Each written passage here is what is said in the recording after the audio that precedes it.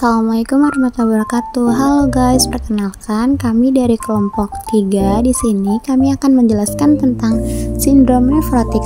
Sebelumnya kami akan memperkenalkan anggota kami. Yang pertama ada Adira Dwi Fitriah, dan yang kedua ada Diana Taulia, yang ketiga ada Nasyazina Aziza, yang keempat ada Nuri Dwi Alamsyah, dan yang terakhir ada Rizky Indriani Fabiola. Lalu selanjutnya kita masuk ke pembahasan. Di sini pembahasan pertama yaitu ada definisi, lalu ada sindrom nefrotik anak, selanjutnya ada sindrom nefrotik dewasa, etiologi, gejala sindrom nefrotik, komplikasi sindrom nefrotik, pemeriksaan sindrom nefrotik, lalu pengobatan, dan setelah itu ada faktor resiko, dan yang terakhir ada kesimpulan. Setelah itu kita masuk ke definisi. Definisi ini, sindrom nefrotik itu adalah kerusakan pada ginjal yang menyebabkan kadar protein di dalam urin meningkat. Tingginya kadar protein tersebut disebabkan oleh kebocoran pada bagian ginjal yang berfungsi menyaring darah atau glomerulus.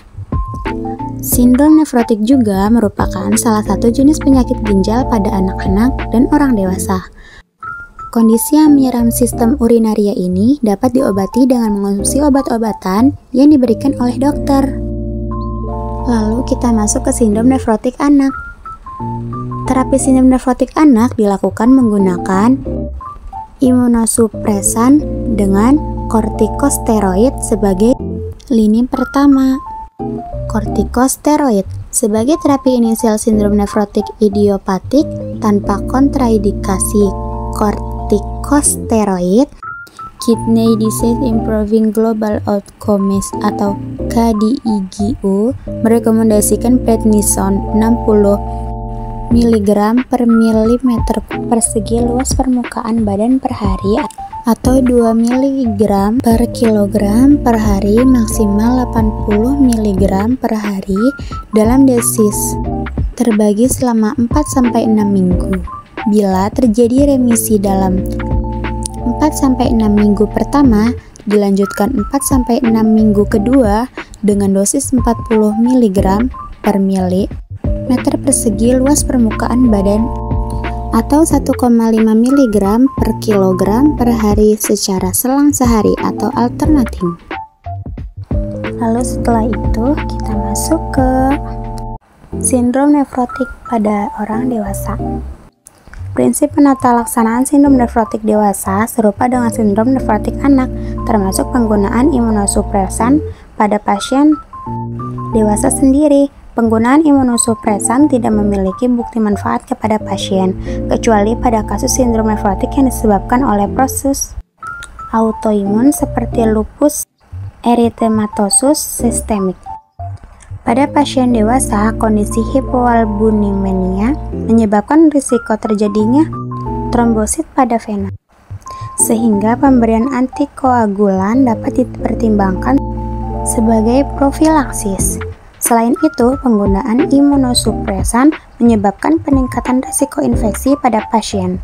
Namun, belum ada bukti kuat yang mendukung pemberian profilaksis antikoagulan maupun antibiotik pada pasien sindrom nefrotik dewasa. Nah, setelah itu kita masuk ke etiologi. Etiologi atau penyebab sindrom nefrotik juga terjadi akibat berusakan pada glomerulus, yaitu bagian ginjal yang berfungsi untuk menyaring darah dan menghasilkan urin.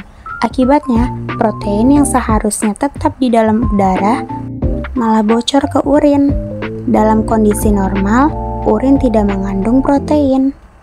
Selanjutnya, sindrom nefrotik terbagi menjadi 2 jenis. Yang pertama, ada sindrom nefrotik primer, yaitu glomerulus mengalami perubahan berupa penebalan atau pembentukan jaringan perus sehingga tidak berfungsi normal. Namun, belum diketahui secara pasti mengapa perubahan tersebut terjadi. Dan yang kedua, ada sindrom nefrotik sekunder, yaitu terjadinya akibat adanya penyakit lain yang menyebabkan kerusakan pada ginjal. Selanjutnya kita masuk ke gejala sindrom nefrotik. Gejala utama sindrom nefrotik adalah penumpukan cairan dalam tubuh atau Edema. Edema terjadi akibat rendahnya protein dalam darah, terutama albumin atau hipoalbuminemia.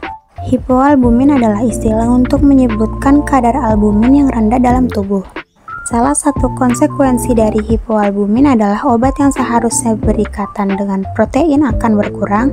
Albumin merupakan protein terbesar dalam plasma darah. Perubahan pada albumin akan menyebabkan gangguan fungsi trombosit. Selanjutnya, ada juga gejala sindrom nefrotik lain yang dapat muncul. Ialah ada urin yang berbusa akibat adanya protein dalam urin, diare, mual, letih, lesu, dan hilang nafsu makan, berat badan bertambah akibat penumpukan cairan. Sindrom nefrotik yang disebabkan oleh penyakit lain juga akan menimbulkan gejala di atas, dan gejala khusus dari penyakit penyebabnya. Contohnya, sindrom nefrotik yang disebabkan oleh rheumatoid arthritis akan disertai dengan gejala nyeri sendi.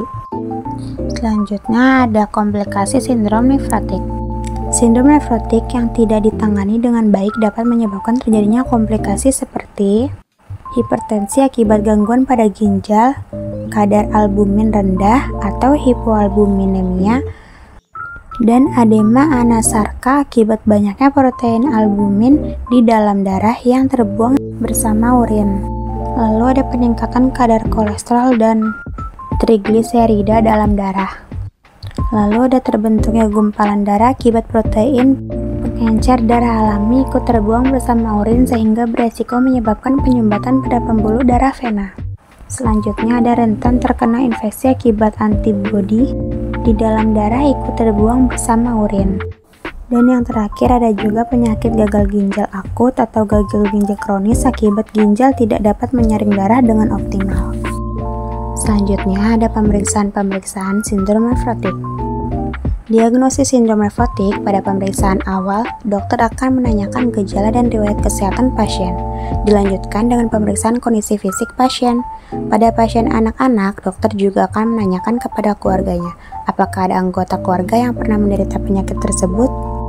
Nah, di sini ada pemeriksaan-pemeriksaannya. Pertama, ada tes urin. Tes urin ialah sampel urin akan diperiksa di laboratorium untuk melihat ada tidaknya protein yang bocor. Dokter dapat meminta pasien untuk melakukan pengambilan sampel urin selama 24 penuh. Yang kedua ada tes darah. Dokter akan mengambil sampel darah pasien untuk memeriksa kadar protein dalam darah atau albumin, disertai dengan tes fungsi ginjal. Tes darah juga dapat dilakukan untuk mencari tahu penyebab sindrom nefrotik.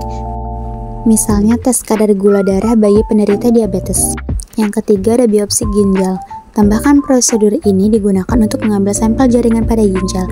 Biopsi ginjal dilakukan untuk memeriksa jaringan ginjal melalui mikroskop. Selanjutnya di sini juga ada pengobatan sindrom nefrotik. Pertama ada pengobatan untuk mengontrol tekanan darah, untuk penggantian albumin, kadar lemak, dan kolesterol. Yang kedua ada obat untuk mencegah penggumpalan darah. Dan ketiga ada mengonsumsi makanan kaya protein sesuai kondisi ginjal. Ada juga hindari alergen atau alergi yang dapat memicu kambuhnya sindrom nefrotik. Selanjutnya, ada juga nih, hindari terinfeksinya penyakit seperti ISPA atau diare. Nah, yang terakhir ada asupan nutrisi cukup atau protein 1-2 gram per kilogram per hari. Dan hindari asupan garam berlebih ya. Nah, di sini ada faktor-faktor resikonya nih, yaitu faktor resikonya dapat meningkatkan resiko sindrom nefrotik yang meliputi kondisi medis yang dapat merusak ginjal Anda, penyakit dan kondisi tertentu meningkatkan resiko yang terkena sindrom nefrotik seperti diabetes, lupus, amyloidosis, reflux nefropati, dan penyakit ginjal lainnya. Obat-obatan tertentu. Obat-obatan yang mungkin menyebabkan sindrom nefrotik termasuk obat antiinflamasi, non-steroid, dan obat yang digunakan untuk melawan infeksi tertentu. Infeksi yang meningkatkan risiko sindrom nefrotik termasuk HIV, hepatitis B, hepatitis C, dan malaria. Nah, yang terakhir ada kesimpulan nih. Apa sih kesimpulan sindrom nefrotik itu? Kesimpulan sindrom nefrotik itu merupakan sindrom klinis akibat perubahan selektivitas permeabilitas dinding kapiler glomerulus, sehingga protein keluar dari urin yang ditandai dengan edema pada daerah wajah, abdomen, dan peningkatan berat badan normal pada anak, dan dapat membahayakan apabila dibiarkan. Sekian presentasi dari kelompok kami, semoga materinya bermanfaat ya. Dadah guys, wassalamualaikum warahmatullahi wabarakatuh.